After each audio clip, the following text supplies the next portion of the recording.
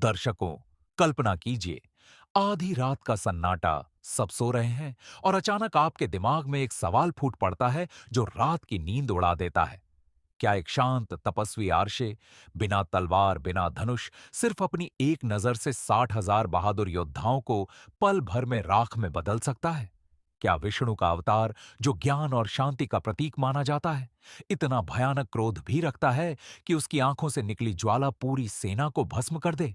और सबसे सिहरन भरा, सबसे डरावना सवाल, क्या कपिल मुनि का वो क्रोध आज भी कहीं ना कहीं हमारे बीच छिपा हुआ है?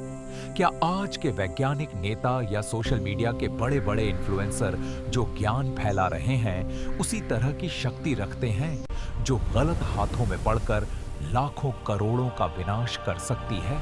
अगर ये सवाल आपके रोंगटे खड़े कर गए हैं, अगर आपकी सांसें थमसी गई हैं, अगर अब आप स्क्रीन से नजरें नहीं हटा पा रहे, तो बिल्कुल रुकिए मत, क्योंकि ये कोई सामान्य कथा नहीं। ये वो डार्क सच है जो सदियों से पुराणों की सबसे गहरी, सबसे अंधेरी परतों में दफन रहा। एक बार शुरू हुआ तो आप चाहकर भी बीच में नहीं छोड़ पाएंगे। हर सेकंड एक नया सस्पेंस, हर मोड़ पर एक नया शॉकिंग खुलासा। कपिल मुनि, एक नजर में 60,000 लोग भस्म, स्मयार्जव विष्णु अवतार का सबसे डार्क सच। आज हम कपिल मुनि के जीवन की उन छिपी परतों को खोलेंगे जो आमतौर पर छिपी रहती हैं। युवाओं के लिए ये रोमांचक और विचारोत्तेजक होगी, मध्यम आयु वालों के लिए गहन नैतिक सबक वाली, और बुजुर्गों के लिए पुरानी कथाओं की गहराई ताजा करने वाली। श्रीमद् भागवत पुराण में कपिल विष्णु के 5वें अवतार हैं, लेकिन दशावतार में क्यों नहीं शामिल? क्योंकि उनका अवतार ज्ञान का है, लेकिन इसमें एक डार्क साइड भी छिपा है। वो घटना जहां क्रोध ने 60,000 योद्धाओं को भस्म कर दिया। कपिल का जन्म कर्दम महर्षि और देवहूति से हुआ। विष्णु ने अवतार लिया ताकि सृष्टि में फैले अज्ञान को जड़ से खत्म करें। बचपन से ही परिपक्व, मात्र 16 साल की उम्र में सांख्य दर्शन की रचना की, जो हिंदू दर्शन की 6 प्रमुख शाखाओं में से एक है। मां देवहूति को मोक्ष का रास्ता बताया, पुरुष, चेतना और प्रकृति, भौतिक जगत का द्वैत समझाया। 3 गुण, सत्व, रजस, तमस को जानकर वैराग्य अपनाने की शिक्षा दी। तपस्या, नर्मदा तट पर, इतनी गहन कि आसपास का वातावरण शांत हो जाता था। देवता भी चकित। लेकिन फिर आया वो भयानक पल, राजा सगर का अश्वमेध यज्ञ। घोड़ा खो गया।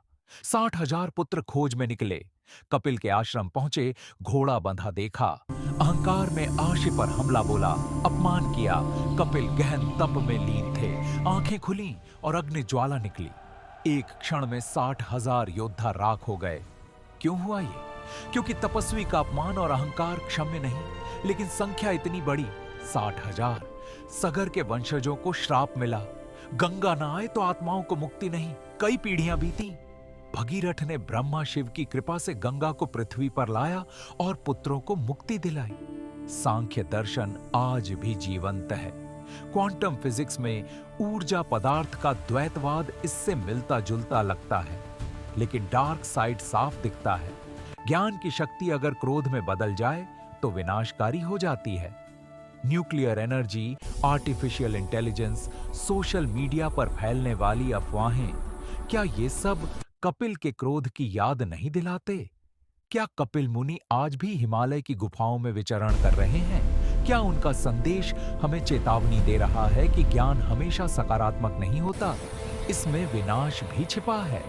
क्या हम तैयार हैं इस सच को स्वीकार करने के लिए? सोचिए गहराई से, अपने दोस्तों से चर्चा कीजिए। जय श्री अगर विष्णु। आपको ये वीडियो अच्छी लगी हो तो कृपया इसे शेयर करें और चैनल को सब्सक्राइब करें। Thanks for watching.